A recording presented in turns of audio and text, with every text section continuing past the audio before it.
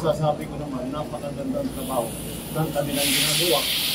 Sana matapos natin ito hanggang sa Valenzuela, baka matapos natin ito 28.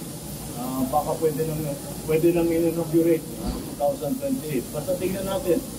Lahat naman ay nag-agree na kailangan na bilisan ng mabuti lahat ng gusto dahil ang mga ating mga commuter para naman mas maginhawa ang kanilang pag-commute.